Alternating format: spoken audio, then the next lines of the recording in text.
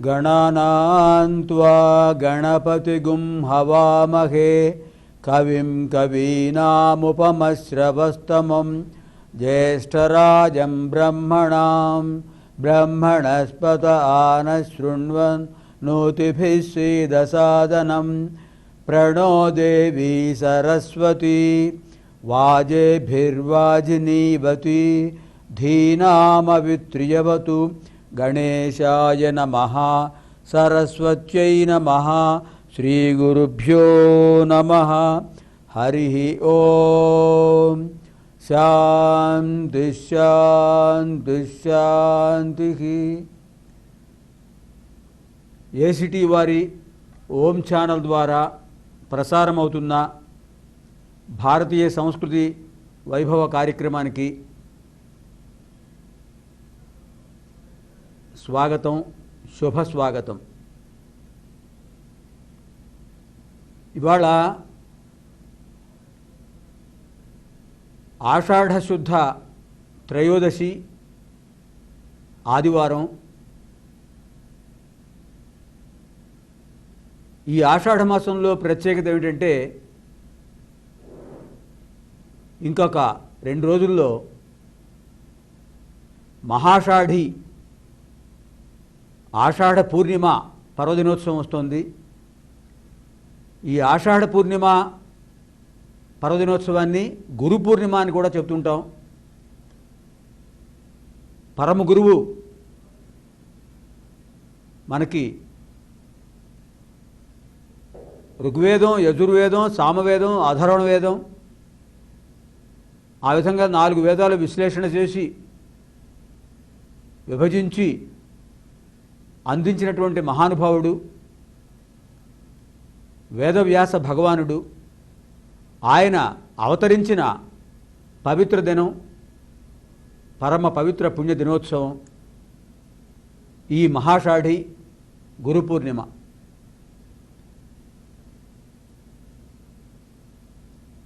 అనూచానంగా భారతీయ సంస్కృతి వైభవానికి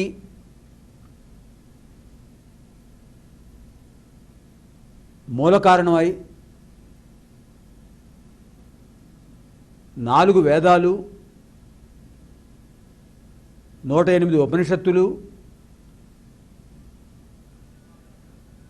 18 పురాణాలు, భారత రామాయణాలు, ఇంకా కావ్య నాటక ఇతిహాసాది విభిన్న సాహితీ ప్రక్రియలు ఉన్నటువంటి సంస్కృత భాష పరమ పవిత్రమైనది. జననీం బహుభాషాణం వందే గీర్వాణ భారతీం అని ఆ సంస్కృత భాష సరస్వతికి నమస్కారం చేస్తూ భారతీయ సంస్కృతికి మూల కారణమైనటువంటి ఓంకారాన్ని మరోసారి స్మరించుకుందాం. ఓంకారం బిందు సంయుక్తం నిత్యం ధ్యాయంతి యోగినః కామదం మోక్షదం చైవ ఓంకారాయ నమో నమః. అటువంటి త్రిగుణాత్మకము, త్రిమూర్త్యాత్మకము అయిన ఓంకారానికి నమస్కారం చేస్తూ వేదమాతను కూడా ఒకసారి స్మరించుకుందాం. తర్వాత మనం ఇవాళ అధ్యయనం చేయవలసిన రుక్కులు కొన్ని ఉన్నాయి. ఆ రుక్కులు గమనిద్దాం, పరిశీలిద్దాం. శక్తిత్రయీ వేదమాత, శక్తిత్రయీ వేదమాత సర్వదైవస్వరూపిణి సర్వధర్మస్వరూపా చ పాతు నః సర్వదా శుభా.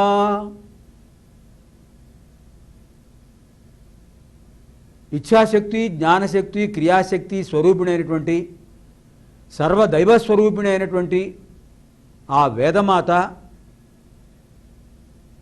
సర్వధర్మాలను మనకు అందించింది. ఆ వేదమాత భారతీయ సంస్కృతి వైభవ కార్యక్రమ నిర్వాహకులకు, ఈ సత్సంగంలో పాల్గొంటున్నటువంటి మీకు నాకు కూడా ఆ వేదమాత ఎల్లప్పుడూ శుభాలు కలుగజేస్తూ రక్షించాలి అని ఆ వేదమాతను ప్రార్థిస్తూ, ఇవాల్టి భారతీయ సంస్కృతి వైభవ కార్యక్రమంలో మనం 6వ అనువాకం సూక్తం ప్రారంభిస్తున్నాం. ఋగ్వేదంలో ప్రథమ మండలంలో 5 అనువాకాలు పూర్తయ్యాయి. 6వ అనువాకంలో ఇవాళ మనం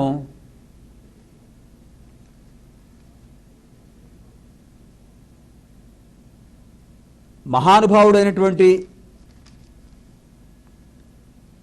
మహర్షి శునశ్శేఫుడు ఆయన పేరు.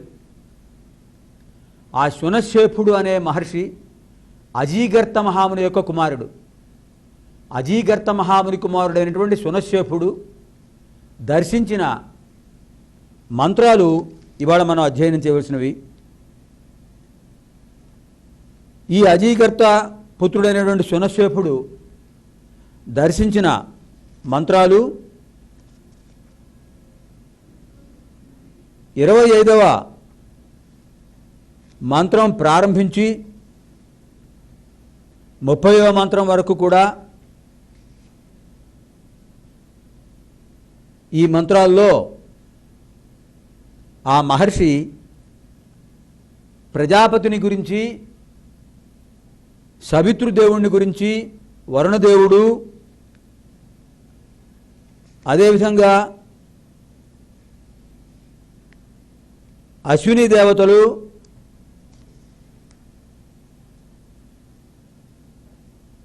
విశ్వే దేవతలు,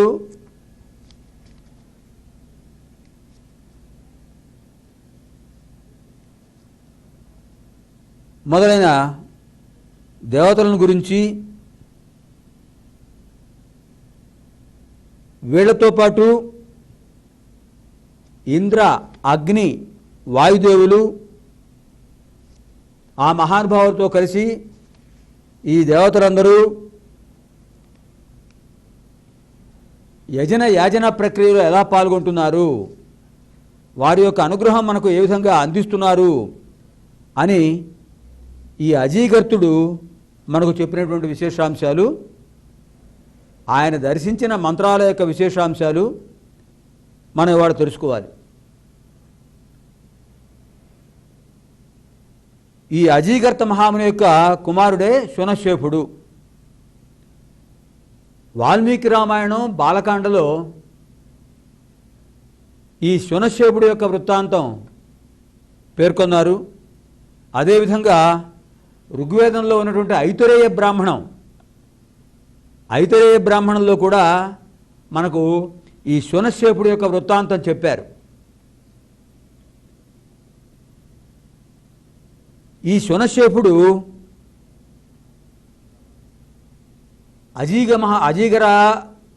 అజీగర్త మహాముని యొక్క ముగ్గురు కుమారుల్లో రెండవవాడు, మధ్యముడు.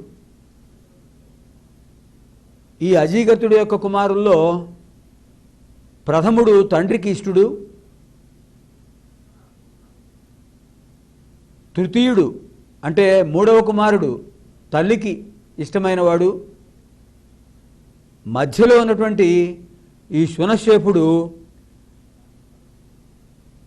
మధ్యరకంగానే ఉన్నాడు. తండ్రి జ్యేష్ఠపుత్రుడికి ప్రాధాన్యం ఇస్తున్నాడు, తల్లి కనిష్టపుత్రుడికి ప్రాధాన్యం ఇస్తోంది. వాళ్ళిద్దరి తర్వాత ప్రాధాన్యం ఈ శునశ్శేఫుడికి ఉన్నది. ఈ శునశ్శేపుడు ఈ విధంగా బాల్యం నుంచి కూడా తల్లిదండ్రులు చూపే వివక్ష కారణంగా ఒక రకమైనటువంటి నిర్లక్ష్య ధోరణి ఏర్పరచుకున్నాడు. అటువంటి శునశ్శేపుడు తపస్సు చేసి మంత్రద్రష్ట అయ్యాడు. ఏ విధంగా అతను అంత ఉన్నత స్థితి పొందాడు అనేది మనం ఇక్కడ మాధవాచార్యుల వారు రచించిన వ్యాఖ్యానంలో తెలుసుకుందాం.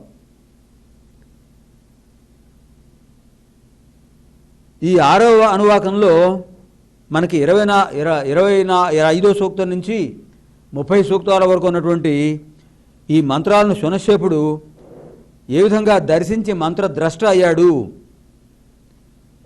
ఈ విషయంలో మనం మాధవాచార్యుల వారు చెప్పిన విషయాన్ని ఓసారి సమీక్ష చేసుకోవాలి. హరిశ్చంద్రుడు సత్యవాక్ పరిపాలకుడుగా ప్రసిద్ధి పొందాడు. విశ్వామిత్రుడు అతన్ని పరీక్షించి సత్యవాక్ పరిపాలనలో ఇతను కృతార్థుడయ్యాడు అని ధృవీకరించాడు. ఆ విధంగా మళ్ళీ తను రాజ్యాన్ని పొందాడు, రాజ్య పరిపాలన చేస్తున్నాడు. ఆ సత్యహరిశ్చంద్రుడు అనేక యాగాలు చేశాడు. అలా యాగాలు చేస్తూ ఒకసారి అతనికి ఏమనిపించిందంటే, యజ్ఞ పశువుగా ఒక మునికుమారుణ్ణి నియమించాలి అనుకున్నాడు. అంటే మొదట్లో అతను పుత్రుల కోసం ప్రార్థిస్తూ ఆ దేవతలను అడిగట, నాకు పుత్రుడు కనుక కలిగితే అతనితో సమానమైన యోగ్యత గలవాణ్ణి సమర్పిస్తాను అని చెప్పాడు. ఈ వాగ్దానం అతను నిలబెట్టుకోలేకపోయాడు. చాలా యాగాలు చేశాడు, కానీ ఆ పని మాత్రం చేయలేకపోయాడు. సరే, తండ్రి యొక్క సంకల్పాన్ని గ్రహించాడు. హరిశ్చంద్రుడి యొక్క కుమారుడు రోహితుడు, ఆ రోహితుడు తగినటువంటి యోగ్యుడైనటువంటి మునికుమారుణ్ణి వెతుకుతూ అతను చాలా ఆశ్రమాలు తిరిగాడు. ఒక ఆశ్రమానికి వెళ్ళిన తర్వాత అతనికి అజీగర్త మహాముని కనిపించాడు. ఈ అజీగర్త మహాముని యొక్క విషయం అంతా గ్రహించాడు. అతనికి ముగ్గురు కుమారులు ఉన్నారనే విషయం, జ్యేష్ఠపుత్రుడి మీద ఇతనికి అభిమానం ఎక్కువని, కనిష్ఠపుత్రుడి మీద ఆ ఋషిపత్నికి అజీగతుడి భార్యకు ప్రేమ అని గ్రహించాడు. అటువంటి స్థితిలో ఆ మధ్యమపుత్రుడైనటువంటి శునశ్శేపుణ్ణి తను తీసుకువెడితే బాగుంటుంది అనుకున్నాడు. అనుకుని అతనికి చెప్పాడు, మహర్షి, మీకు 100 గోవుల్ని కానుకగా ఇస్తున్నాను. మా యజ్ఞ పరిపూర్తికి మీరు మీ కుమారుణ్ణి మాకు సమర్పించాలి అని అంటే, అప్పుడు ఆయన అన్నాడు, నాయనా, పరోపకారం కంటే కావాల్సిందే ఉంది, తప్పకుండా ఇస్తాను. కానీ నాకు అంతిమ సంస్కారాలు చేయవలసిన వాడు జ్యేష్ఠపుత్రుడు. అందుకని ఆ జ్యేష్ఠపుత్రుడిని మాత్రం నేను విడిచిపెట్టను అన్నాడు. ఆ గురుపత్నిని అడిగాడు. ఆవిడేం చేసింది, నాకు కనిష్ఠపుత్రుడు అంటే అభిమానం, నేను అతన్ని పంపించను అని ఆవిడ చెప్పింది. ఇంకా మధ్యవాడైనటువంటి శునశ్శేపుడు అటు తల్లిదండ్రుల ప్రేమకు నోచుకొని విషయాన్ని గ్రహించి చెప్పాడు. సరే, తల్లిదండ్రులకు ఇద్దరికీ ఇష్టం లేదు అని చెప్పినప్పుడు నేను ఇంక ఇక్కడ ఎందుకు, మీతో పాటు నేను వస్తానని చెప్పాడు. అలా వస్తూ ఆ రోహితుని వెంట శునశ్శేపుడు బయలుదేరాడు. మధ్య మార్గంలో విశ్వామిత్ర మహర్షి కనిపించాడు. కనిపించి వాళ్ళని చూసిందే తడవుగా విషయాన్ని గ్రహించాడు. గ్రహించి శునశ్శేపుడిని దగ్గరికి పిలిచాడు. దగ్గరికి పిలిచి, నాయనా నీవు కారణజన్ముడివి, నువ్వు మంత్రద్రష్టవు అవుతావు, కొన్ని రిక్కులు నువ్వు దర్శించాలి, అందుకని నీకు ఈ రాబోయే బంధాన్ని విముక్తి కలిగించడానికి కోసం నేను ఒక మంత్రాన్ని ఉపదేశిస్తాను, వరుణ మంత్రాన్ని ఉపదేశిస్తాను. ఆ వరుణదేవుడి యొక్క మంత్రాన్ని జపించు. ఆ వరుణదేవుడి యొక్క అనుగ్రహంతో నువ్వు బంధ విముక్తుడవుతావు అని చెప్పారు. సరే, అంతకంటే ఏం కావాల్సిందేముంది? ఆ భగవంతుడే ఆ విశ్వామిత్రుడి రూపంలో తనకు అనుగ్రహం కలిగించాడని శూనశ్శేపుడు సంతోషంతో, ఆ ఆనందంతో, సంతోషంతో అతని వెంట, రోహితుడి వెంట బయలుదేరాడు. యజ్ఞం ప్రారంభమైంది. శూనశ్శేపుణ్ణి అక్కడ యోపస్తంభాన్ని దగ్గర కట్టేశారు. యోపస్తంభానికి కట్టారు. యజ్ఞం చేసే ముందు అక్కడ ఒక స్తంభం ప్రతిష్ఠిస్తారు. దేవాలయాలకు ఏ విధంగా ఆ దేవుడికి ఎదురుగా ధ్వజస్తంభం ఉంటుందో, యజ్ఞం చేసే సమయంలో ఆ యజ్ఞ వేదికకు ఎదురుగా ఒక స్తంభాన్ని తయారు చేసి నిర్మిస్తారు. దాన్ని యోపస్తంభం అంటారు. ఆ యోపస్తంభానికి బంధించారు శూనశ్శేపుణ్ణి. జరుగుతోంది, హోమంలో ఆహుతి వేస్తున్నారు. ఆ సమయంలో ఈ శూనశ్శేపుడు విశ్వామిత్రుడు తనకు ఉపదేశించినటువంటి ఆ వరుణమంత్రాన్ని అలా కళ్ళు మూసుకుని ధ్యానమగ్నుడై వరుణమంత్రాన్ని జపిస్తున్నాడు. ఆ వరుణమంత్రాన్ని అలా జపిస్తూ ఉండేటప్పటికీ అతనిలో ఒక శక్తి వచ్చేసింది, తేజస్సు వచ్చేసింది. ఆ తేజస్సు, అతని యొక్క శక్తి చూసి అక్కడ ఉన్నటువంటి ఆధ్వర్యులు, ఆ యజ్ఞం చేసే హరిశ్చంద్రుడు, రోహితుడు అందరూ నివ్వెరపోయారు. ఏమిటి ఇంత తేజస్సు? అతనిలోంచి అగ్నిగణాలు వస్తున్నాయి, జ్వాలలు వస్తున్నాయి, తేజస్సు అంతకంతకు అర్థమైపోతోంది. యజ్ఞవేదిక అతని ప్రకాశం ముందు కనిపించలేదు. ఆ విధంగా శూనశ్శేపుడు ఒక్కసారిగా బంధ విముక్తి పొంది అలా ఆకాశగమనంలో వెళ్ళిపోయాడు. తర్వాత విశ్వామిత్రుడి యొక్క అనుగ్రహంతో అతను మంత్రద్రష్ట అయ్యాడు. అటువంటి మహానుభావుడు, ఆ మంత్రద్రష్ట అయినటువంటి శూనశ్శేపుడు మనకిక్కడ ఈ మంత్రాలను దర్శించాడు. ఈ మంత్రాలను దర్శించడంలో ఆయన ఎవరి అనుగ్రహంతో విముక్తి పొందాడో ఆ వరుణుడి యొక్క మంత్రాన్ని ఆయన దర్శించి అభివర్ణించాడు. ఆయన ఏమంటున్నాడంటే ఇక్కడ వరుణదేవుడి గురించి, మహానుభావ, అపాంపతి, జలాధిదేవత అయినటువంటి ఓ వరుణదేవ, నీ అనుగ్రహంతోనే సమస్త జీవులు కూడా సకాల వర్షాలు పొందుతున్నాయి, సువృష్టి పొందుతున్నాయి. బహుదర్శనీయుడు నువ్వు, మాకు భృతి కల్పించిన వాడివి, సస్యశ్యామలత్వాన్ని కల్పించిన వాడివి, ఆహారాన్ని అందించేవాడివి. నీ అనుగ్రహం లేకుండా చరాచర సృష్టి జీవించలేదు. కారణం ఏంటంటే ప్రజ్ఞావంతుడు అయిన నీ యొక్క అనుగ్రహంతోనే మేము మా ఆహారాన్ని పొందగలుగుతున్నాము. అటువంటి మహానుభావుడివి, నిన్ను దర్శించి నేను ధన్యుడయ్యాను. నీ యొక్క మంత్ర ప్రభావంతో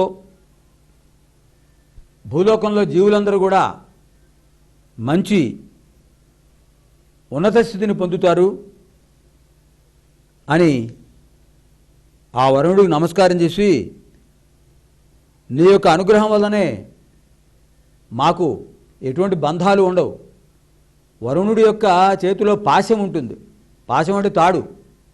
ఆయన బంధ విముక్తి కలగజేస్తాడు, అవసరమైతే బంధాలు కూడా కలగజేస్తాడు. నాకు బంధ విముక్తి కలగజేశావు, మానవులందరికీ కూడా ఐహిక బంధాలు పోగొట్టు అని ఆ వరుణదేవుని ప్రార్థించాడు. ఆ విధంగా వరుణుడి యొక్క విషయాన్ని చెప్పిన తర్వాత శూనశ్శేపుడు దర్శించిన మరొక దేవత అగ్నిహోత్రుడు. ఈ అగ్నిహోత్రుణ్ణి స్మరిస్తూ శునశేపుడు ఏం చెప్పాడంటే, మహానుభావ, స్వాహాదేవితో కలిసి వస్తుంటావు నువ్వు, ఆగ్నేయ దిక్కుకు అధిపతివి, నీ అనుగ్రహం వల్లనే ప్రకృతిలోనూ జీవుల యొక్క దేహాల్లోనూ చైతన్యం కలుగుతోంది. ఆ చైతన్యం ఉన్నప్పుడే వాళ్ళ యొక్క శరీరాలు శివప్రదమవుతాయి, శివమవుతాయి. శివం అంటే మంగళప్రదం. నీ యొక్క అనుగ్రహం లేకపోతే ఆ చైతన్యమే ఉండదు. ఆ జీవ చైతన్యం పోతే అది శవం అయిపోతుంది. అంచేత శివాన్ని శవంగా చేయడంలో నీ ప్రతిభ గొప్పది. అందుకని మాకు శివంకరుడవై ఉండు, మాకు శుభాన్ని కలిగించు, మంగళప్రదుడవై ఉండు. మంగళప్రదుడవై ఆహవనీయ, గార్హపత్య, దక్షిణాగ్ని రూపంలో ఆహవనీయాగ్ని, గార్హపత్యాగ్ని, దక్షిణాగ్ని అనే 3 రూపాల్లో నువ్వు మాకు అనుగ్రహం కల్పిస్తున్నావు. మేము భుజించేటటువంటి ఆహారాన్ని పచనం చేస్తున్నావు. జఠరాగ్ని రూపంలో ఉండి మా శరీరాన్ని రక్షిస్తున్నావు. శరీరమాద్యం ఖలు ధర్మ సాధనం. ధర్మాన్ని సాధించాలంటే శరీరం ప్రధానమైన సాధనము. ఈ శరీరమనే సాధనమని లేకపోతే ధర్మాన్ని సాధించలేము. ధర్మాదర్థ ప్రభవతి. ధర్మం వల్లనే ఏ ప్రయోజనమైనా పొందినా. ధర్మాత్ అర్థ ప్రభవతి, ధర్మాత్ కామ ప్రభవతి, ధర్మావిరుద్ధ కామోస్మి అనే భగవద్గీతలో కృష్ణ భగవానుడు విభూతియుగంలో చెప్పాడు. ఆ ధర్మానికి విరుద్ధంగా అయినటువంటి కోరికను నేనేం చెప్పాడు కనుక అటువంటి ధర్మపూర్వకమైనటువంటి విషయాలను కల్పించేవాడు నువ్వు. నీ అనుగ్రహం ద్వారానే నీ ద్వారానే మేము దేవతలకు ఆహుతి సమర్పిస్తున్నాం. ఆ దైవానుగ్రహం వల్ల మా జీవితం ధన్యమవుతోంది అని అగ్నిహోత్రుని ప్రార్థించాడు. తర్వాత వాయుదేవుని కూడా ప్రార్థిస్తున్నాడు శునశేపుడు. ఓ మహానుభావ, వాయవ్య దిక్కుకు అధిపతి నువ్వు. నీ యొక్క అనుగ్రహంతోనే చరాచర సృష్టి తమ యొక్క ధర్మాన్ని నిర్వహిస్తున్నారు. ధారణాత్ ధర్మమిత్యాహు. మానవులను పతనం కాకుండా సక్రమ మార్గంలో ఉండేటట్టుగా వాళ్ళని ధరింపజేస్తోంది. ఆ ధరింపజేసేదే ధర్మం అన్నారు ఇక్కడ వ్యాఖ్యానంలో మాధవాచార్యులు వారు. అటువంటి ఆ ధర్మ అధిష్టాన దేవత అయినటువంటి అగ్నిహోత్రుడు నీకు నమస్కారము అని అగ్నిహోత్రుడి యొక్క స్మరణం చేసుకుంటూ తర్వాత ఇంద్రుణ్ణి ప్రార్థిస్తున్నాడు. ఓ మహేంద్ర, నీ యొక్క అనుగ్రహం వల్ల దేవతలందరూ వాళ్ళ యొక్క ధర్మాలు నిర్వహిస్తున్నారు. నీ అనుగ్రహం వల్లనే సస్య సంపదలు, గోసంపద, హిరణ్య సంపద అంటే బంగారం అన్నీ కూడా మాకు కలుగుతున్నాయి. సమస్త సంపదలు మాకు ఇస్తున్నావు. జయప్రదుడు అయినటువంటి నీవు తూర్పు దిక్కుకు అధిపతిగా ఉండి మాకందరికీ విజయాన్ని ప్రసాదిస్తున్నావు. ఓ మహేంద్ర, కార్యశూరుడివి. అనేక రకములైన సంపదలను, అశ్వసంపదను, గోసంపదను, అన్ని సంపదలను మాకు ఇస్తున్నావు, మమ్మల్ని అనుగ్రహిస్తున్నావు. సమస్త లోకాలకు కూడా నీవే ఆధారమై ఉన్నావు. దేవాధిదేవుడు కనుక, దేవతలకు అధిదేవతవు గనక అధిదేవత్వాన్ని పొందిన నీవు మా రక్షణకు దీక్షాబద్ధుడవై, కంకణబద్ధుడవై ఉన్నావు అని ఆయన్ని వర్ణించాడు. తర్వాత శునశేపుడు ఉషస్సులు అనే దేవతలను వర్ణిస్తున్నాడు. ఈ ఉషస్సులు అరుణోదయ సమయంలో మనకు కనిపించేటటువంటి దివ్య స్వరూపాలు. సూర్యోదయానికి ముందు అరుణోదయం. ఆ అరుణోదయంలో వచ్చేటువంటి వివిధ కాంతులకు అధిదేవతలు ఉషస్సులు. ఈ ఉషస్సులు ఉదయించేటప్పుడే దాన్ని ఉషోదయం అంటాం. అటువంటి ఉషస్సులు మాకు చైతన్యం కలిగిస్తున్నాయి. రాత్రంతా కూడా స్తబ్దమైనటువంటి స్థితిలో మా శరీరం ఉంటుంది.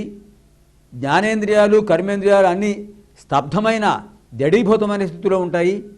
అటువంటి జడీభూతమైన స్థితిని ఒక్కసారిగా పోగొట్టి మాకు చైతన్యాన్ని కలిగించుతూ జ్ఞానేంద్రియాలని కర్మేంద్రియాలని కూడా జాగృతం చేయడం కోసం వచ్చే దేవతలారా, ఉషో దేవతలారా, మీకు అందరికీ నమస్కారం అంటున్నాడు ఇక్కడ శూనశ్శేఫుడు. అందుకనే ఆ సమయంలో మనం చేసుకునే ప్రార్థనను మళ్ళీ ఒకసారి ఇక్కడ మాధవాచార్య వారు జ్ఞాపకం చేస్తున్నారు. మనం నిద్ర లేవగానే మనం ఏం చేస్తున్నాం? కరాగ్రే వసతే లక్ష్మీ కరమధ్యే సరస్వతి కరమూలే స్థిత గౌరీ ప్రభాతే కరదర్శనం అని ఆ చేతుల్లో అగ్రభాగాల్లో ఇచ్ఛాశక్తి అయిన లక్ష్మీదేవిని, మధ్య భాగంలో జ్ఞానస్వరూపుడైనటువంటి ఆ సరస్వతీదేవిని, మూల భాగంలో క్రియాస్వరూపుడైనటువంటి ఆ అంబికాదేవిని స్మరించుకుంటున్నాం. స్మరించుకుని తర్వాత ఏం చేస్తున్నాం? ప్రభాతే కరదర్శనం, ఆ ఉషోదయానికి ఆ వెలుగును మన చేతుల్లో చూసుకుంటూ ఆ వెలుగు మన చేతుల ద్వారా శరీరంలోకి వ్యాపించాలనే దృక్పథంతో రెండు చేతులు ఎత్తి హృదయపూర్వకంగా జీవాత్మనుడి ఆజ్ఞాచక్రం ద్వారా ఆత్మపూర్వకంగా సహస్రారంలో ఉన్నటువంటి పరమాత్మ స్వరూపుణ్ణి కూడా ఒక్కసారి స్మరించుకుంటూ 3 రకాలుగా నమస్కారం చేస్తున్నాం. హృదయపూర్వకమైన నమస్కారం, ఆత్మపూర్వకమైన నమస్కారం, పరమాత్మ సహితమైన నమస్కారం. 3 రకాల నమస్కారాలు. అందుకనే అగ్నిహోత్రుడి యొక్క, వాయువు యొక్క, దేవతలందరి యొక్క అనుగ్రహం పొందినటువంటి హనుమంతుడు ఏ విధంగా ఉంటాడో మనకి రామాయణంలో చెప్పారు. ఎత్ర ఎత్ర రఘునాథ కీర్తనం తత్ర తత్ర కృతమస్తకాంజలిం బాష్పవారి పరిపూర్ణలోచనం మారుతిం నమత రాక్షసాంతకం. ఎత్ర ఎత్ర రఘునాథ కీర్తనం, ఎక్కడెక్కడైతే రామనామస్మరణ జరుగుతూ ఉంటుందో తత్ర తత్ర కృతమస్తకాంజలిం, అక్కడ ఆయన ఎలా ఉంటాడు? కృతమస్తకాంజలిం. ఆయన యొక్క నమస్కారం ఎలా ఉందో ఈ శ్లోకంలో చెప్పారు, వర్ణించారు.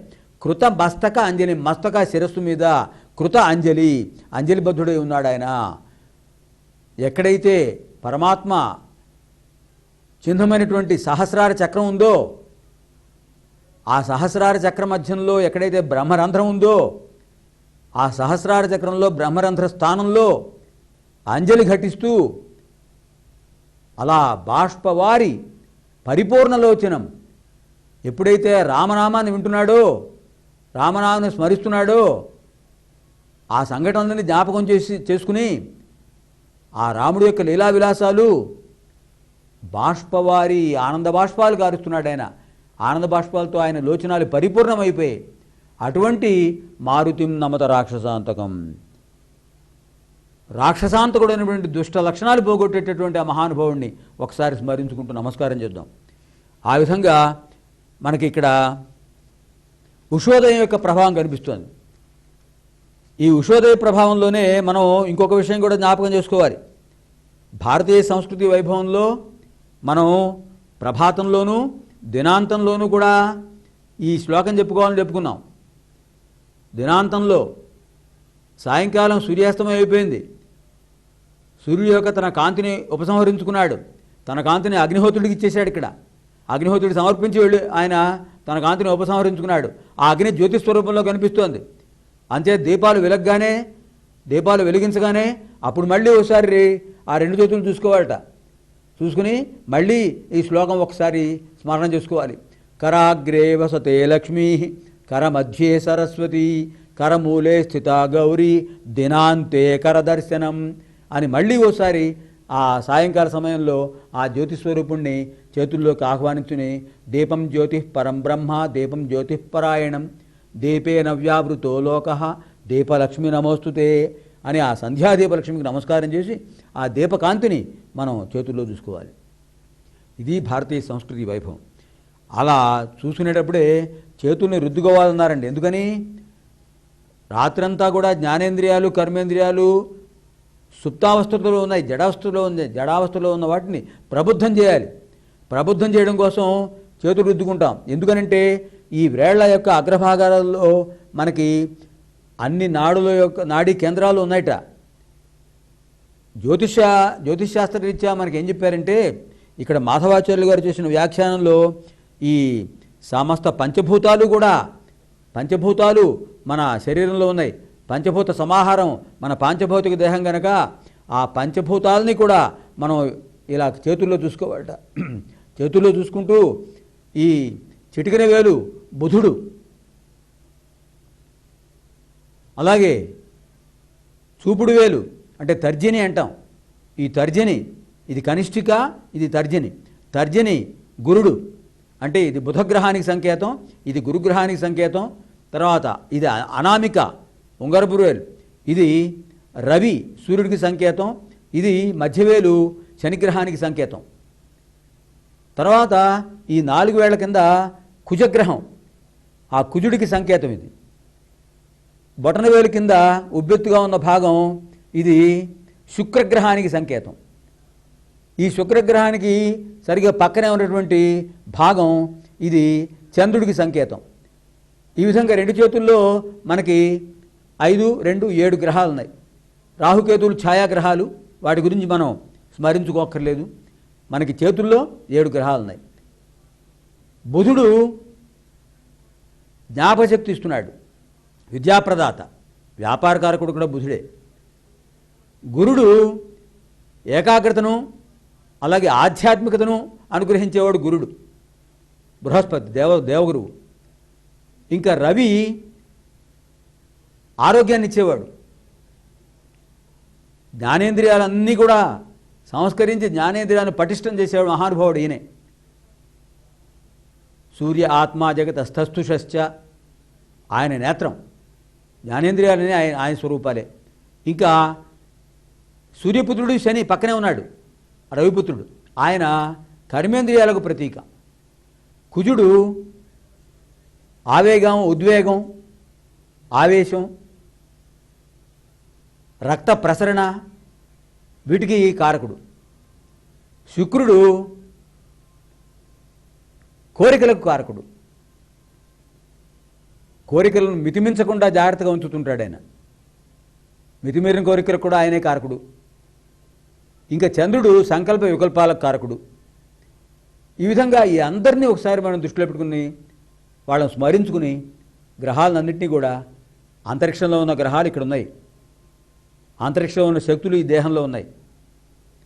ఆ విధంగా మనం భావన చేసుకుని ఆ చేతులను ఒకసారి రుద్దుకుని కళ్ళకు అద్దుకుని ఆ చేతులు చూసుకుని ఈ శ్లోకం చెప్పుకుంటే అంతకంటే మనకి ఆ రోజంతా కూడా ఎంతో చైతన్యవంతంగా ఉంటుంది.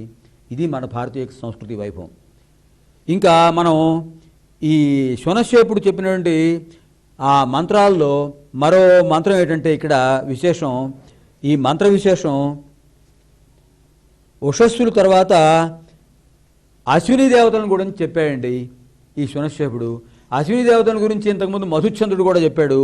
ఆ మధుచంద్రుడు చెప్పినటువంటి ఆ విషయాలనే మరికొంత వివరంగా చెప్పాడు శునశ్శేపుడు. ఈ శునశ్శేపుడు చెప్పినటువంటి అశ్విని దేవతల మంత్రాలు ఏంటంటే, ఈ అశ్విని దేవతలు సూర్యపుత్రులు అని చెప్పుకున్నాం. సూర్యపుత్రులు అనేటువంటి ఈ అశ్విని దేవతలు మనకి ఎంతో అనుగ్రహాన్ని కలుగజేస్తున్నారు. తమ తండ్రి యొక్క వారసులుగా వీళ్ళు ఆరోగ్యాన్ని కలుగజేస్తున్నారు.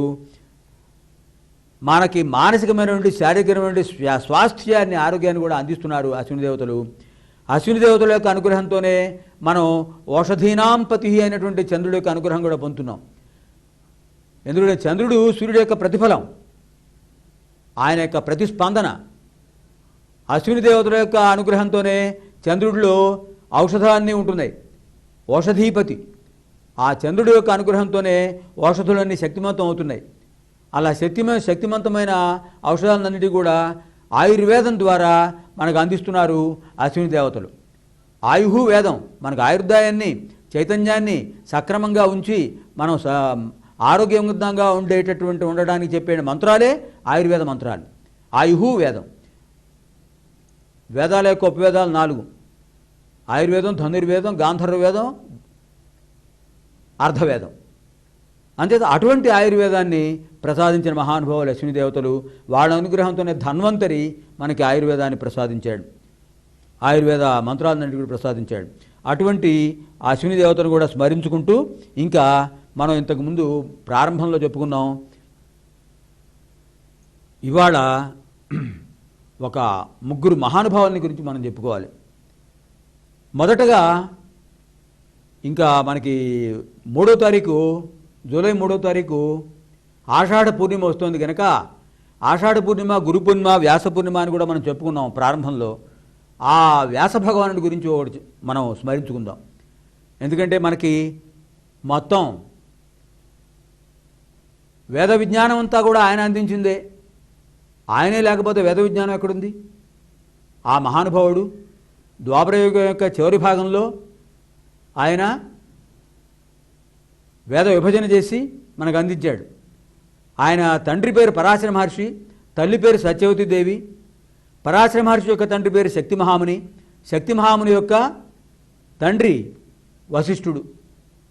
అందుకనే మనం శ్లోకంలో కూడా చెప్పుకుంటున్నాం, వ్యాసం వశిష్ఠనప్తారం శక్తే పౌత్రమకల్మషం పరాశరాత్మజం వందే శుకతాతం తపోనిధిం. వ్యాసం వశిష్ఠనప్తారం, ఆ వశిష్ఠుడి యొక్క కుమారుడు శక్తి మహాముని. వశిష్ఠుడికి మునిమనుడు, నప్త అంటే మునిమనుడు. శక్తే పౌత్రం అకల్మషం, ఆ శక్తి మహాముని యొక్క పౌత్రుడు, పుత్రుడు యొక్క పుత్రుడు అంటే శక్తి మహాముని యొక్క కుమారుడే పరాశరుడు. పరాశరుడు యొక్క కుమారుడు పరాశరాత్మజం వందే, పరాశరుడు యొక్క ఆత్మజుడు అంటే పరాశరుడు యొక్క కుమారుడే బాదరాయణుడు. బదరికా వనంలో జన్మించాడు కనుక బాదరాయణ అంటున్నారు. యమునా నది మధ్యలో ఉన్నటువంటి నల్లటి ద్వీపంలో జన్మించాడు కనుక కృష్ణ ద్వైపాయన అన్నారు. పరాశరుడు యొక్క కుమారుడు కనుక పారాశర్య అన్నారు. సత్యవతి కుమారుడు కనుక సాత్యవతేయ అన్నారు. ఇంకా ఈయన ఎటువంటి వాడు? అచతుర్వదనో బ్రహ్మ ద్విబాహురపరోహరి అఫాలలోచన శంభు భగవాన్ బాదరాయణ. ఆ భగవాన్ బాదరాయణ ఎలాంటి వాడంటే అచతుర్వదనో బ్రహ్మ, 4 ముఖాలు లేకపోయినా బ్రహ్మతో సమానుడు. ద్విబాహురపరోహరి, చతుర్భుజుడు కాకపోయినా విష్ణువుతో సమానుడు. అఫాలలోచన శంభు, ఫాలలోచనం ఆ అగ్నినేత్రం లేకపోయినా జ్ఞాననేత్రం ఉన్నవాడు కనుక ఆయనతో సమానుడు, మహేశ్వరుడితో సమానుడు. అటువంటి సుఖపరబ్రహ్మ యొక్క తండ్రి అయినటువంటి ఆ త్రిమూర్త్యాత్మకుడైన ఆ వేదవ్యాస భగవానుడికి నమస్కారం అని ఆ గురు పూర్ణిమ నాడు మనం ఆ మహానుభావుడిని స్మరించుకోవాలి. అది మన యొక్క ధర్మం. అటువంటి గురు పూర్ణిమ పర్వదినం మనకు ఆషాఢ పూర్ణిమ, వ్యాస పూర్ణిమ, గురు పూర్ణిమ, మహాషాఢి అని పేర్లతో కేవలం భారతదేశంలోనే కాదు, భారతీయులు ఏ దేశాల్లో ఉన్నారో అన్ని దేశాల్లోనూ కూడా ఆ వ్యాస పూర్ణిమ నాడు వ్యాసపీఠాన్ని, వ్యాసపీఠం అంటే ఆ గ్రంథాలు ఏ పీఠం మీద పెట్టుకుని చదువుకుంటూ ఉంటాం, అధ్యయనం చేస్తామో ఈ పరికరాన్ని వ్యాసపీఠం అంటారు.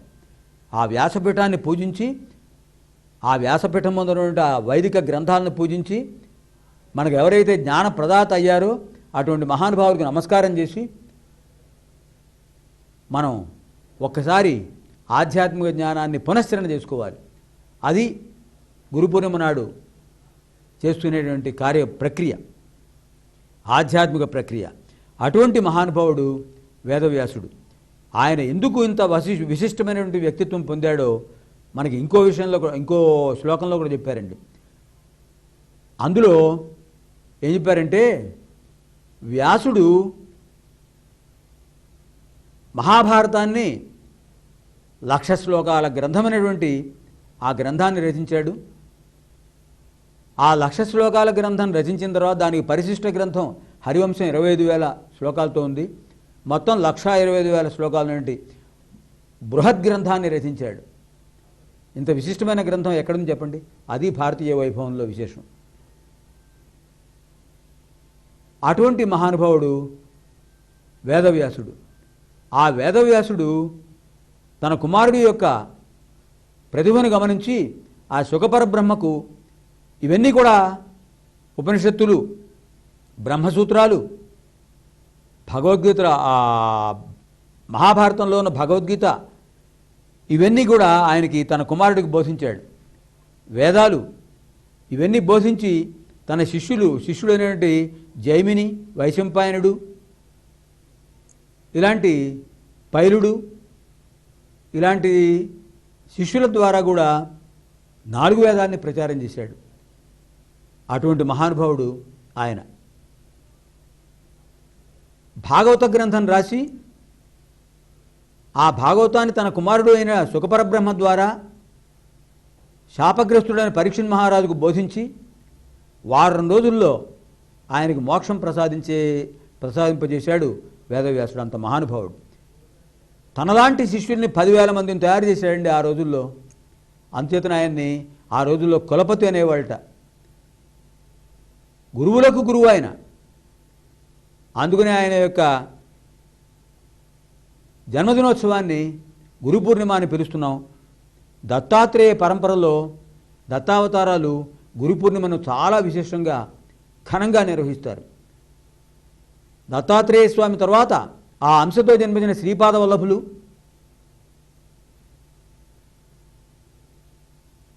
తర్వాత ఆయన శిష్యులు నృసింహ సరస్వతి స్వామి, వాసుదేవానంద సరస్వతి, అక్కల్కోట స్వామి, షిరిడి సాయి మహారాజ్, షిరిడి సాయి సమర్థ సద్గురు షిరిడి సాయినాథులు, సత్యసాయీశ్వరులు, విశ్వయోగి విశ్వంజీ, గణపతి సచ్చిదానంద స్వామి, వీళ్ళందరూ కూడా ఈ మహానుభావులందరూ దత్తావతారాలు.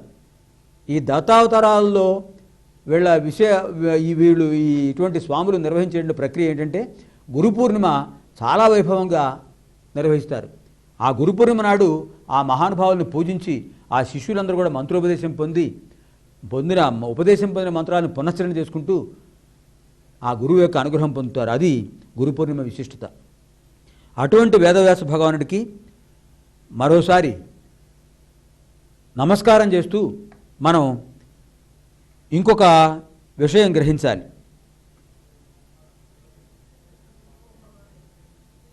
మనకి సరిగ్గా 6వ తారీఖు ఒక విశేషమైనటువంటి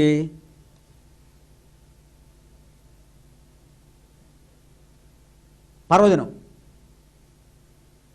పర్వదినం అంటే మహానుభావులు జన్మించినటువంటి జన్మించినటువంటి ఏ పవిత్రమైన రోజైనా మనకు పర్వదినమే, పుణ్యదినమే. కారణం ఏంటంటే సంగీత ప్రపంచానికి మకుటాయమానమైన మహానుభావుడు,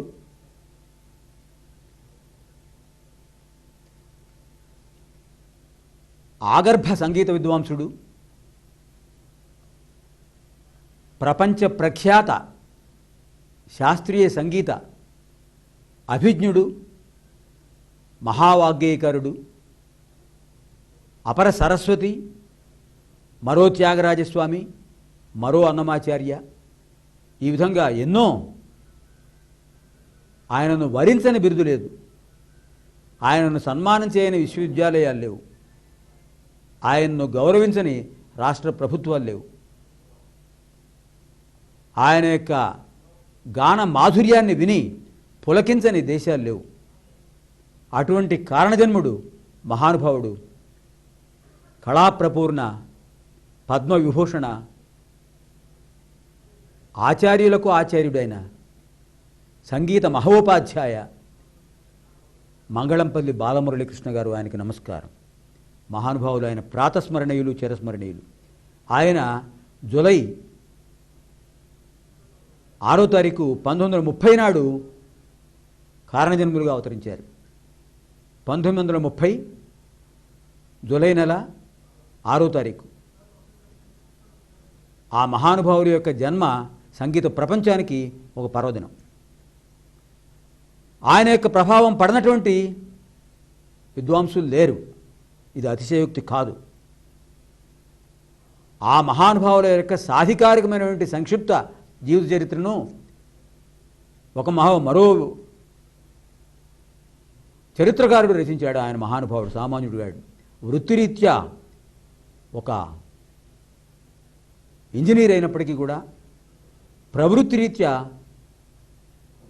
సంగీత సాహిత్యాలంటే అభినవేశం కలిగి అనేక మహానుభావుల యొక్క చరిత్రలు రచించి ఆ కోవలోనే డాక్టర్ మంగళంపల్లి బరళి బాలమురళీకృష్ణ గారి యొక్క జీవిత చరిత్రను సంక్షిప్తంగా రచించి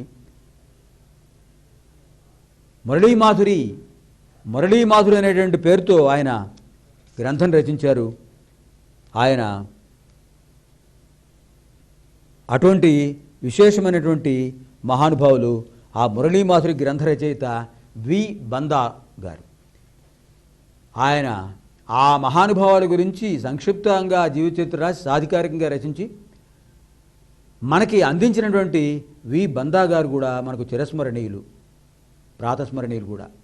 ఒక మహానుభావుని గురించి సమగ్రమైన జీవిత చరిత్రను ఆయన సంపాదించి ఆయన దగ్గరికి వెళ్ళి కూర్చుని ఆయన శిష్యులందరినీ సంప్రదించి మొత్తం ఆయన యొక్క చరిత్రను ఒక మంచి గ్రంథంగా రచించి మురళీ మాధురి అని పేరు పెట్టి ఆయన యొక్క సందేశాన్ని కూడా తీసుకుని సమకాలీనులైన మిగతా విద్వాంసుల యొక్క అభిప్రాయాలు కూడా తీసుకుని ఒక మంచి గ్రంథాన్ని రచించారు. అది ఆ మురళీ మాధురి వి బందా గారు రచించినటువంటి ఆ గ్రంథంలో ఉన్న విషయాలు కొన్ని మనం ఇవాళ తెలుసుకుందాం. ఇది విశాలాంధ్ర ప్రచురణలు ఈ పుస్తకాన్ని ముద్రించాయి. ఇది సర్వత్రా దొరికిన గొప్ప గ్రంథం. సంగీతం మీద ఆసక్తి లేని వాళ్ళు ఎవరు ఉండరు. భక్తికి తార్కాణం సంగీతం, నామస్మరణకు ఆద్యం సంగీతం. శిశుర్వేత్తి పశుర్వేత్తి వేత్తి గానరసంపణి, శిశుర్వేత్తి పశుర్వేత్తి వేత్తి గానరసంపణి. శిశువు పశువు చివరికి చెట్లు అందరూ కూడా గానం విని పులకితగాత్రులు అవుతుంటారు. అటువంటి స్థితి తిరియక్కులకే ఉన్నప్పుడు ఊర్ధ్వగామి అయినటువంటి మానవుడు సంగీతాన్ని ఆస్వాదించలేడా? ఆస్వాదించకపోతే వాడి జీవితం వ్యర్థం. అటువంటి సంగీతంలో రకరకాల ప్రక్రియలు చేసి, ఎవ్వరూ చేయని ప్రక్రియలు చేసి 72 మేళకర్తల రాగాల్లో అనేక రకాల 720 కీర్తనలు, తిల్లానాలు, కృతులు, ఇంకా అనేక రకాల విశేషమైనటువంటి లలిత సంగీతానికి సంబంధించిన పాటలు, సమైక్యత గీతాలు, ఇవన్నీ రచించి మహానుభావుడు కారణజన్ముడయ్యాడు. అటువంటి మహానుభావుడు ఆయన ఎంత గొప్పవాడయ్యాడు అనేది మనం ఒకసారి చూస్తే, ఎందుకంటే మహానుభావుల్ని ఒకసారి స్మరించుకోవడం కూడా మనం జీవితం ధన్యమవుతుంది. ఏ వాణికి పుంభావమో ఈ మురళీనామధరుడు, ఏ వాణికి పుంభావమో ఈ మురళీనామధరుడు, ఏ వరాల తొలిపంటయో ఈశ్వరాల వన్నెకాడు, ఏ వాణికి పుంభావమో ఈ మురళీనామధరుడు, ఏ వరాల తొలిపంటయో ఈశ్వరాల వన్నెకాడు అని ఆ మహానుభావుణ్ణి వర్ణించారండి. వర్ణించిన వ్యక్తి సామాన్యుడు కాడు. జ్ఞానపీఠ గ్రహీత ఆచార్య సి నారాయణ రెడ్డి గారు ఆ మహానుభావుల్ని వర్ణించారు. ఆయన ఎలా చెప్పారు చూడండి. ఏ వాణికి పుంభావమో, ఏ సరస్వతీదేవి ఈ అవతారంలో వచ్చిందో, ఈ మురళీనామధరుడు, ఏ వరాల తొలిపంటయో తల్లిదండ్రుల యొక్క వరాల పంట ఆయన, ఈ స్వరాల వన్నెకాడు, స్వరాలే ఆయన రూపం, సప్త స్వరాలే ఆయన రూపం. అటువంటి మహానుభావుడు. ఇంకా ఆ మహానుభావుని గురించి ఇప్పటి జ్ఞానపీఠ గ్రహీత ఇలా చెప్పాడు. అప్పటి ఆనాటి జ్ఞానపీఠ గ్రహీత కీర్తిశేషులు దివ్యశ్రీ విశ్వనాథ సత్యనారాయణ గారు కళాప్రపూర్ణులు. ఆయన ఒకప్పటి ఆంధ్రప్రదేశ్ ఆస్థాన కవి. ఆ మహానుభావులు విశ్వనాథ సత్యనారాయణ గారు ఆ రామాయణ కల్పవృక్షం రాసి జ్ఞానపీఠ బహుమతి గ్రహీత అయ్యారు. ఆ మహానుభావులు ఏం చెప్పారంటే, ఆయన యొక్క కీర్తన, ఆయన యొక్క కచేరీ విని తన్మయీభావంతో అప్పటికప్పుడు చెప్పారట ఆశకవిత్వంతో. ఎలా చెప్పారు చూడండి.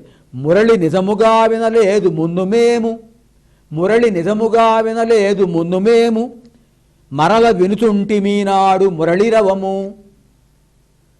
మురళి నిజముగా వినలేదు మున్ను మేము. ఇంతకుముందు ఆ ద్వాపరయుగంలో ఆ కృష్ణ భగవానుడి యొక్క మురళిరవం మేము వినలేదు, విన్నామేమో తెలీదు. మరల వినుచుంటిమీనాడు మురళిరవము. ఈనాడు ఆ మురళి ధ్వని, ఆ మురళిరవం, ఆ మురళియే ఈ మురళి, ఆ మురళియే ఆకృతి వహించిన మురళి, ఈ మురళి రవం వింటున్నాం. తానుగా పిన్నయ్యై అవతారమెత్తే. ఆ మహానుభావుడు ద్వారకా ద్వారకాధీశుడు ఆయన చేతుల్లో అలంకరించబడినటువంటి ఆ వేణువు చిన్నది. ఆ చిన్న వేణువు ఇప్పుడు ఈ వేణువుగా, ఈ మురళిగా అవతరించింది. తానుగా పిన్నయ్యై అవతారమెత్తే. ఆ వేణువు, ఆ మురళి ఈ మురళిగా అవతరించింది. మా కొరకుగాను ప్రేమతో మరల మురళి.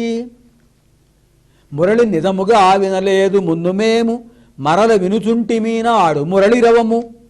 తానుగా పిన్నయ్యై అవతారమెత్తే. మా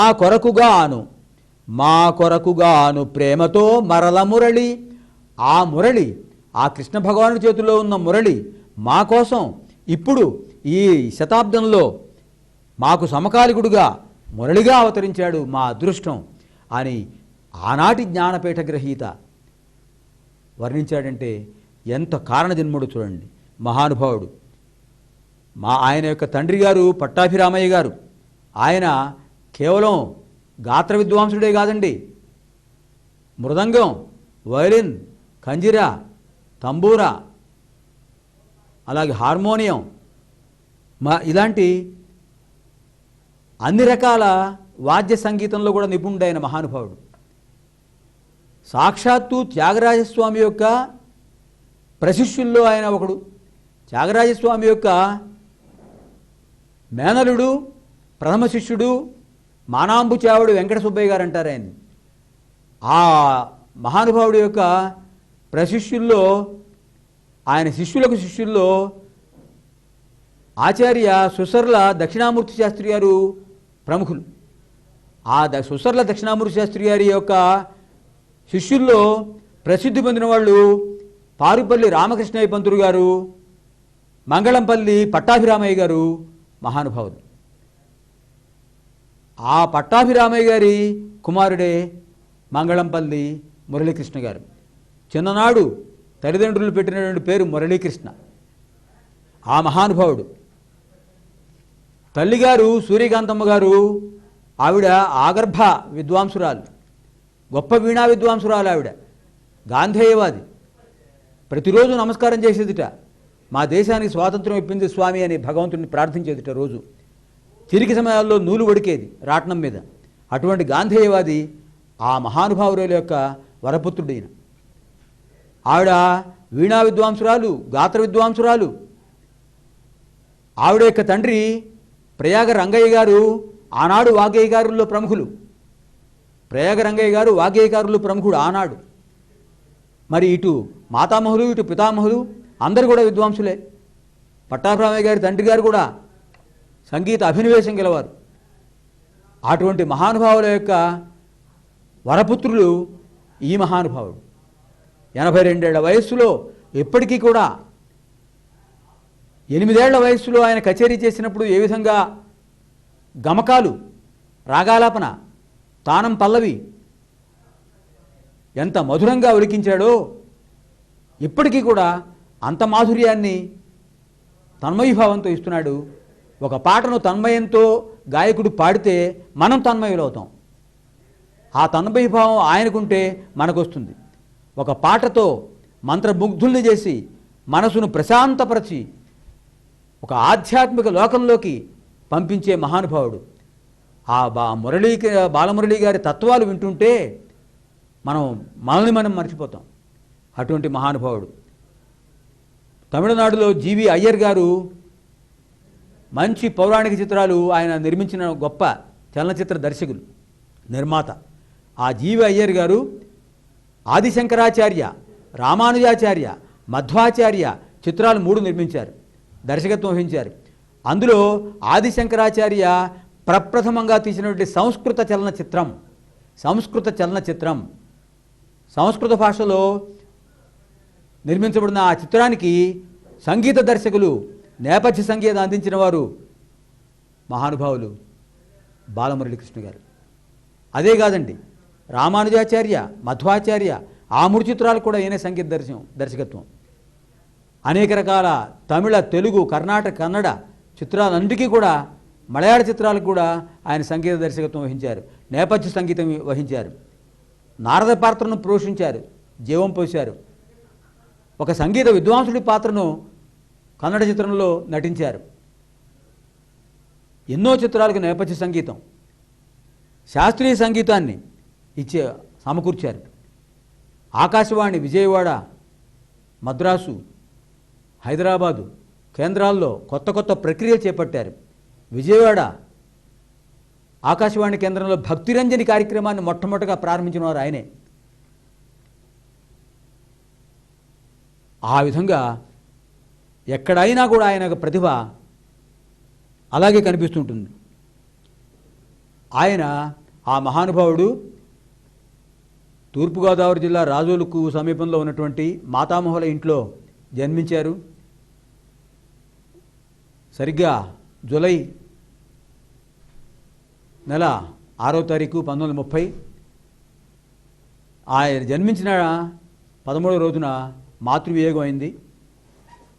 తల్లి తండ్రి తానే అయి పట్టాభిరామయ్య గారు ఆయన్ని పెంచి పెద్ద చేశారు. ఆయన యొక్క పెద్దమ్మగారు ఆయన్ని పెంచారు. పట్టాభిరామయ్య గారు తన కుమారుని తీసుకుని అక్కడ ఉండలేక విజయవాడ వచ్చారు. విజయవాడ సత్యనారాయణపురంలో సంగీత కళాకారులకు కొన్ని ఇళ్ళు కేటాయించారు. అక్కడ కూడా ఆయన ఇల్లు నిర్మించుకుని సంగీతం పాఠాలు చెప్పుకుంటూ 8 ఏళ్లకే ఆయన మొట్టమొదటి కచేరీ ఇచ్చారట. పారుపల్లి రామకృష్ణ పంతులు గారి దగ్గర శిష్యరికం చేశారు బాలమురళి గారు. అక్కడ ఆయన ఒకసారి సుసర్ల దక్షిణామూర్తి గారి ఆరాధనోత్సవాల్లో ఈయన కచేరీ 3 గంటల సేపు ఇచ్చారట. అప్పటికి ఆయన వయసు 8 ఏళ్లే. అప్పుడు ముసునూరు సూర్యనారాయణమూర్తి భాగవతారు గారు, సూర్యనారాయణ శాస్త్రి భాగవతారు గారు ఆయన మెచ్చుకుంటూ ఇక నుంచి ఇతను బాలమురళీకృష్ణ అని చెప్పాట. అప్పటి నుంచి బాలమురళీకృష్ణగా ప్రపంచంలో అన్ని దేశాల్లో ఆయన గౌరవం పొందారు.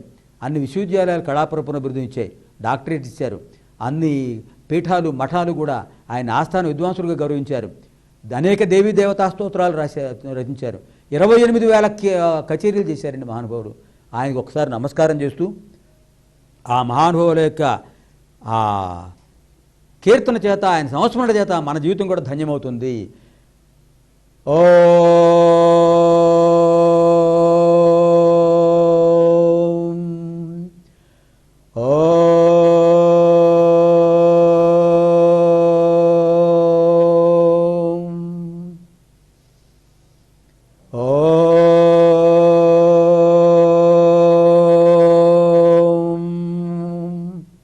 సహనావతు సహనౌ భునక్తు సహ వీర్యం కరవావహై తేజస్వినావధీతమస్తు మా విద్విషావహై.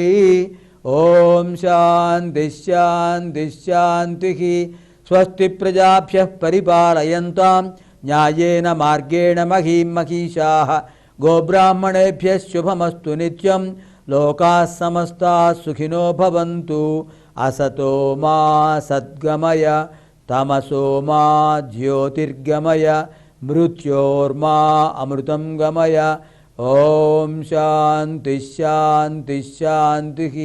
దివ్యాం భవ్యాం సుబోధాం చ శుద్ధామర్థప్రదాయినీం జననీం బహుభాషాణాం వందే గీర్వాణ భారతీం. స్వస్తి.